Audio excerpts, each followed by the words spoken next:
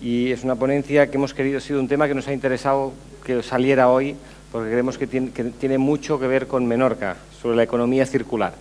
Tenemos a un experto en este tema, Eric Suñol, y nos lo presentará Justo Saura. Justo.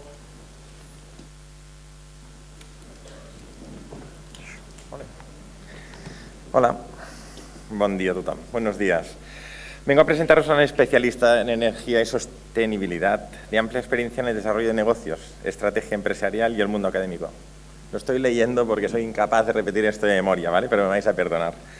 Actualmente es socio director de Inveniam Group, del sector de transferencia tecnológica, corporate finance y estrategia empresarial, especializada en transacciones en sectores de sostenibilidad y ciencias de la vida. Ha trabajado en el diseño, desarrollo y gestión de una incubadora de startups y lideró la división de energía de una consultora. También desarrolló proyectos de energías renovables, doctorado en economía y un auténtico placer tenerlo aquí con nosotros. Gracias por estar aquí, Eric Suñol. Muchas gracias. Muchas gracias a vosotros por tenernos.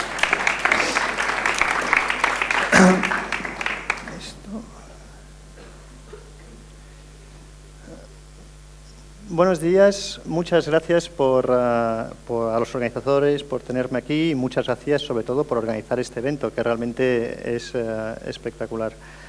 A ver, yo tengo mala suerte porque me han puesto en la última ponencia justo antes de la comida. La buena noticia es que de lo que voy a hablar es muy interesante, entonces estoy seguro que algo de vuestro interés sí que captaré. No sé muy bien. Bueno, he estructurado esta presentación, que solo son 25 minutos, no os preocupéis, sobre unas tendencias que estamos viendo a nivel de utilización de recursos y gestión y utilización de la energía. Esto yo creo que está cambiando el mundo. Yo aquí lo llamo los drivers, unas macro tendencias que hay que están pasando, que están sucediendo en el mundo, que pueden ser físicas o económicas, de crecimiento, de utilización de recursos y evidentemente de cambio global, pero al mismo tiempo también están en paralelo, están dándose unas transformaciones tecnológicas y de modelos de negocio que están cambiando ya el presente.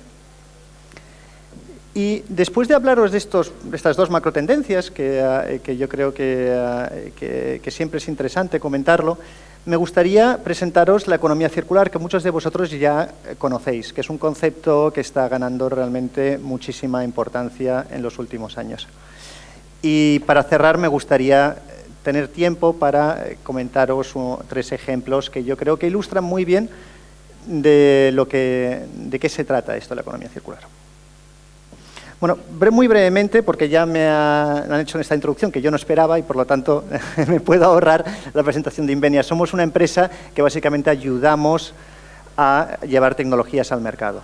La ayudamos tanto a originadores de tecnologías que pueden ser centros de investigación, startups, como a empresas que están buscando tecnologías y que entienden que la tecnología es un factor competitivo muy importante y que, por lo tanto, necesitan traer a la tecnología, no la que les llega a su mesa, porque el primo del gerente tiene un amigo que tiene una tecnología que no sé qué, sino realmente hacer un screening bien elaborado y una búsqueda y una selección que le aporte valor ya desde el principio. Entonces, juntamos a las dos partes, es decir, lo que son los originadores y los utilizadores e inversores en tecnologías. Somos 5 socios y estamos en Madrid, Barcelona y Tel Aviv, y después tenemos una red de socios y de compañías asociadas en las que realmente nos aportan muchísimo valor. Pero después de contaros esto, yo creo que lo único que me falta es que nosotros lo que ayudamos es a conectar este ecosistema. Y como las conexiones se pueden hacer por internet, se pueden hacer con buscadores y demás, pero al fondo al final de todas estas redes siempre tiene que haber personas, y como nosotros somos unas personas que tenemos nuestro pasado, y nuestro pasado lo tenemos en industrias muy particulares, por un lado ciencias de la vida y por otro sostenibilidad, nosotros solo en principio hacemos transacciones que sean de estas, que trabajen en estos ámbitos. Yo personalmente llevo el área de sostenibilidad, entonces os voy a venir a hablar de mi librillo, que es el tema de la energía, el agua, los residuos. Empezamos por los drivers físicos y económicos. A ver, en los últimos 200 años hemos observado en el mundo que ha habido la industrialización. Esta industrialización ha generado unos niveles de crecimiento sin precedentes, es decir, el crecimiento antes de la revolución industrial pues era de 2 décimas al año. Es decir, cuando tú miras las grandes series de crecimiento económico, no había crecimiento, casi. Y desde la revolución industrial empieza a haber un crecimiento que se apalanca sobre unos usos intensivos de energía. Esos usos intensivos de energía pasaron de la biomasa, que es la leña que se había usado siempre para hacer calor, al carbón, ¿vale? Y entonces hubo, durante el siglo XIX, un uso intensivo de carbón para el transporte, para el calor, para las manufactureras, y después, a partir de la Segunda Guerra Mundial, se empezó a usar muy masivamente el petróleo. En los últimos años hemos visto que a partir de las crisis de los años 70, hubo un crecimiento muy importante de otras 2 fuentes, que eran la nuclear y el gas. Y esto es lo que han sido los últimos 50 años. Pero aquí vemos varias cosas. Primero, la aceleración del uso de la energía, también que va en paralelo con el crecimiento, pero más cosas aún. Vemos que cada vez hay una matriz energética más diversificada y hay muchas cosas que os voy a explicar a continuación que indican que no va a durar mucho esta matriz tal como la vemos. Últimos 50 años. Otros puntos que me gustaría resaltar. Primero, el consumo energético no ha dejado de parar, no ha dejado de crecer. El consumo energético total. Y eso a pesar de que ha habido unos incrementos de la eficiencia espectaculares en los últimos años, excepto en el motor de... Bueno, y ha habido otro punto que es muy importante, que se tiene que señalar, que es que así como, si veis este azul y este azul, los 2 azules, que era el mundo occidental, eran los que consumían 2/3 partes de la energía del mundo, pues fijaos, ahora están en una 1/3 parte. Claro, estos son cambios que están cambiando la configuración del mundo. Dejádmelo linkar con este último punto, con lo que son las emisiones de gases de efecto invernadero, que en su mayoría vienen de la agricultura, pero sobre todo del crecimiento ha venido por la utilización de combustibles fósiles. Si veis, a esto es el acumulado. Evidentemente, esto no quiere decir que sean los niveles que hay sobre la atmósfera. Esto es lo que se ha emitido en acumulado. Como veis, los países de la OCDE empezaron antes y han emitido mucho, pero los países asiáticos están alcanzándolo pronto. A ver, no me querría detener mucho, pero yo creo que hay que entender estas tendencias que hay por debajo para ver por qué por encima estamos viendo estas transformaciones ya en la forma en que utilizamos la energía y los recursos. Esto es una gráfica que supongo que ya habréis visto, esta sale incluso en la prensa, que son las temperaturas medias del planeta. Yo creo que hay un patrón bastante claro de lo que ha sido esto desde la revolución industrial, de crecimiento, pero yo creo que lo interesante no son los temas técnicos, sino ver que realmente esto tiene unos impactos muy preocupantes a todos los niveles. Es decir, por eso ya no se le llama calentamiento global, porque tampoco es una cuestión ya de la temperatura, es una cuestión del cambio de los ecosistemas y cómo esos cambios se producen muy rápido y además con un aumento muy significativo de la frecuencia de ciertos eventos extremos, lo cual hace que económicamente sea muy problemático. Y para acabar con este tema de esta tendencia, de esta tendencia de uso de la energía y del cambio climático, me gustaría señalar que esto está cambiando muy deprisa porque están apareciendo nuevas tecnologías, que ahora hablaré de esto, pero también porque si realmente somos serios en esto de combatir el cambio climático, resulta que solo podemos quemar 1000 gigatoneladas más emitir 1000 gigatoneladas más de CO2. ¿Eso qué quiere decir?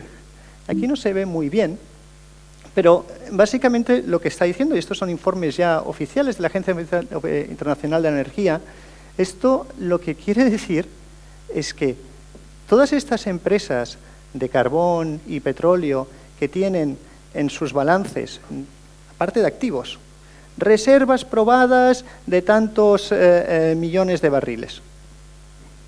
Es que ya no es que les baje el precio del petróleo y que por lo tanto esas reservas tengan un valor menor, sino que es una cuestión de cantidad, es que no las van a poder sacar. Es que es una cosa que la prensa no está reflejándonos lo suficiente, es que esto está pasando. Esto tiene los cambios estos en políticas y los cambios tecnológicos, que ahora hablaré de eso, están haciendo que esto va mucho más rápido de lo que nos estamos imaginando. Y después está el tema otro tema físico, que es el tema del residuo. Estamos creciendo en población, estamos creciendo en el planeta en lo que es consumo, actividad. ¿Y eso qué pasa? ¿Qué consecuencias tiene? Pues tiene una consecuencia muy clara en lo que es la generación de residuos. Y fijaos, estos son estimaciones. Va a seguir subiendo. Sí que es verdad que ya estamos entrando en un punto de inflexión porque, como ahora explicaré, al menos en lo que son, bueno, ahora no se ve muy bien, pero lo que son los países desarrollados ya han entendido que no se puede generar tanto residuo. ¿Vale? Dejadme hablar de la energía, que es un tema que en esta isla sé que interesa mucho. A ver, en las redes eléctricas, tradicionalmente, desde que se iniciaron, pues los primeros tendidos se hacían al lado de una central hidroeléctrica o al lado de una central de carbón, y bueno, y esta concepción centralizada y después tirar la electricidad del punto de generación al punto de consumo, pues es como se había hecho. Esto está cambiando muy deprisa.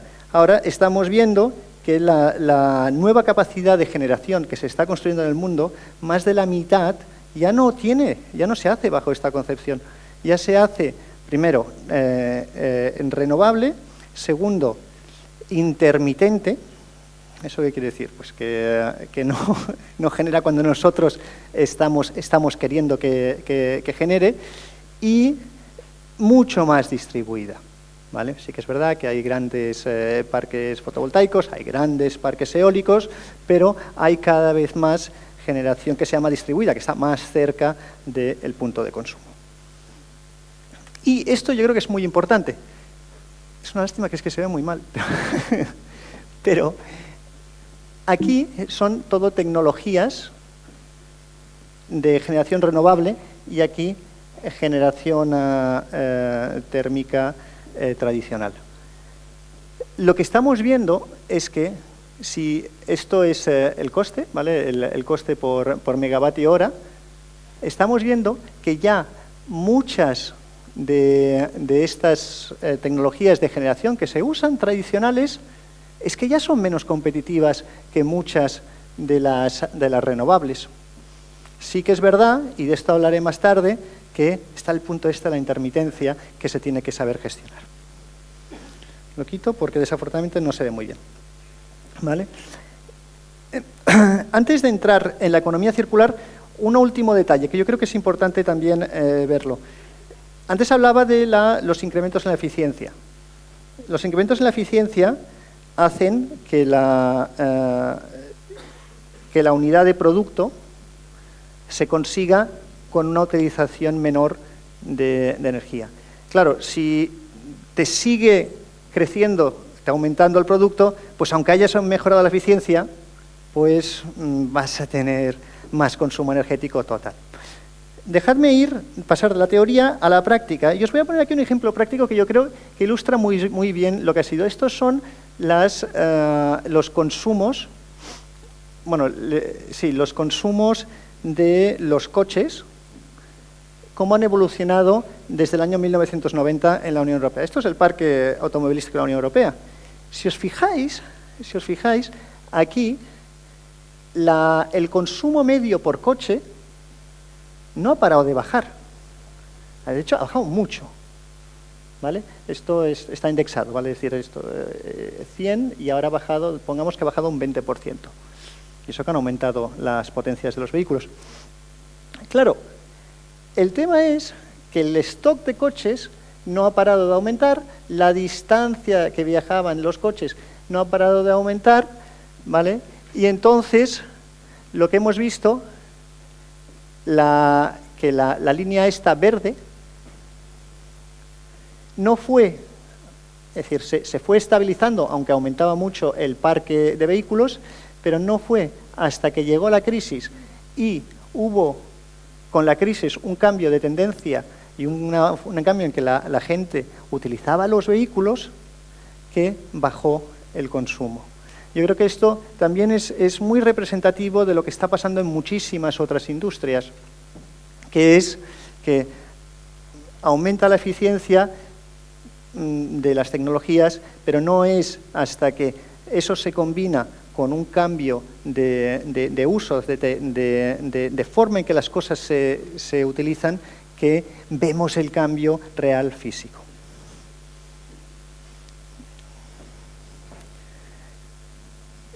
Dejadme acabar esta fase volviendo al tema de estas revoluciones que son silenciosas, pero que está pasando.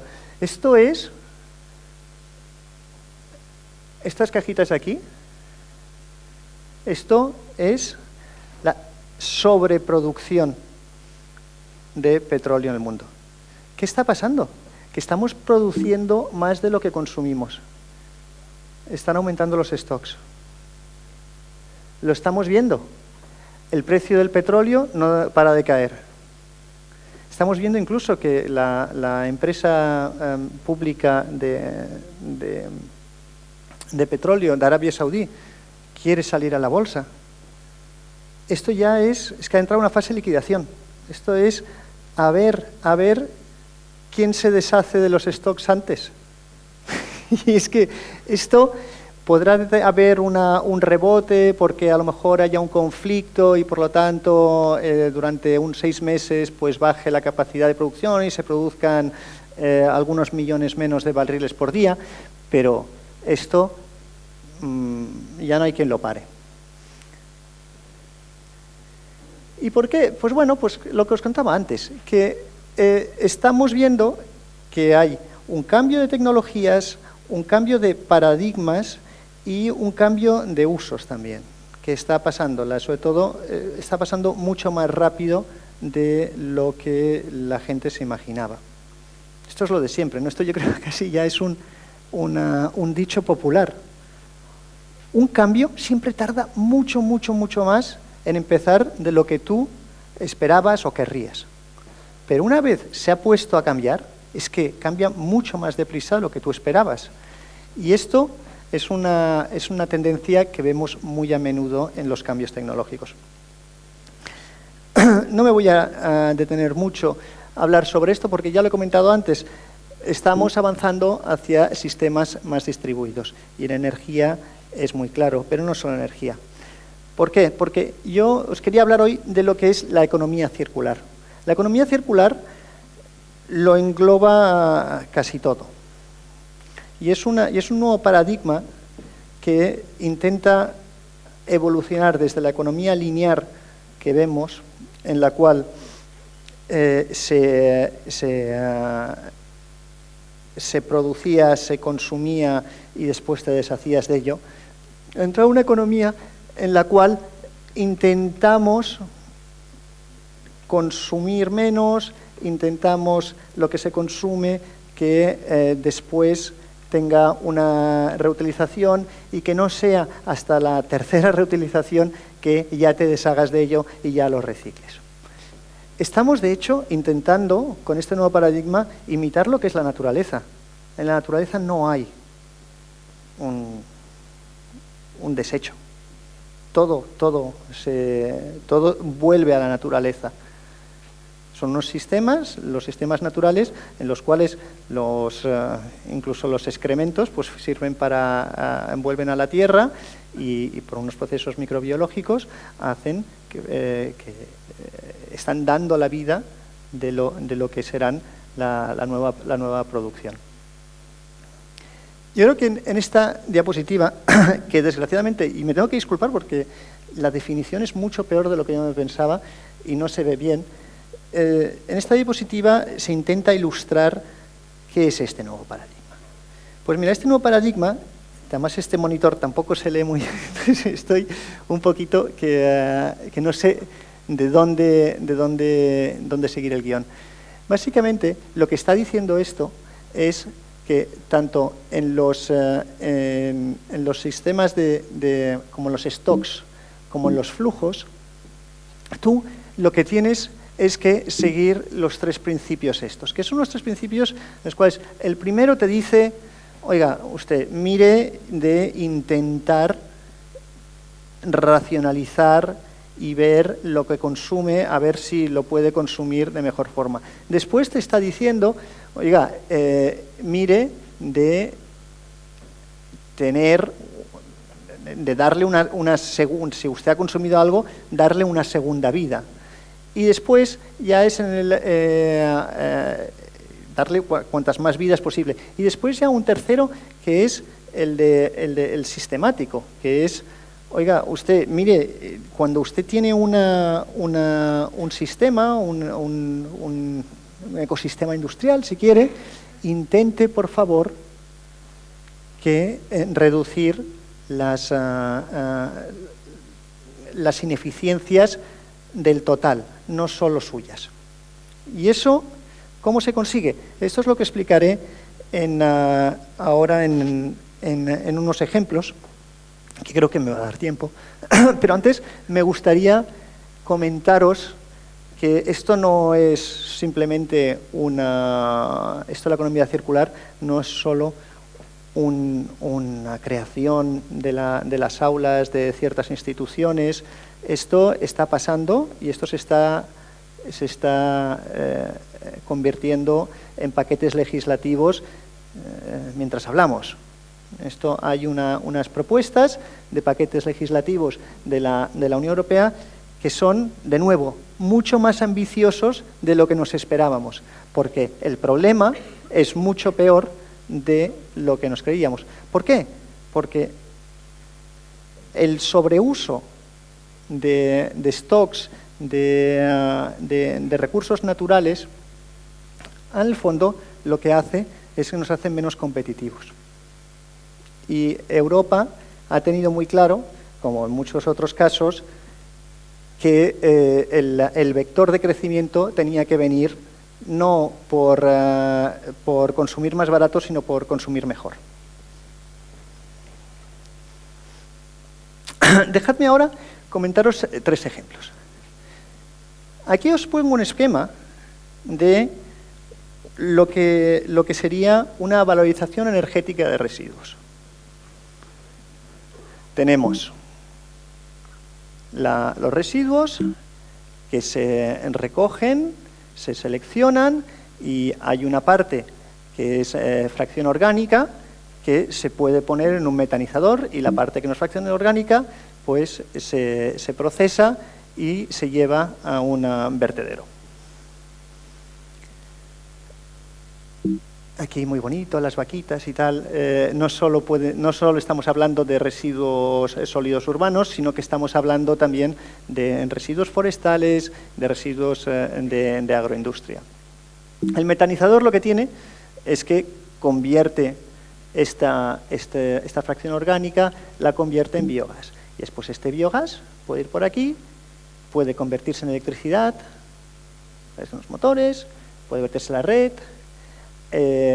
Puede también el calor de estos motores calentar las industrias y ofrecer calor de alta temperatura y incluso se puede hacer un upgrading de este biogás y que sea gas natural del que se inyecta en las redes. Vale, todo esto es muy bonito, y esto ya lleva años que se está haciendo. El problema con esto es que pues, estos motores sobre todo son muy caros.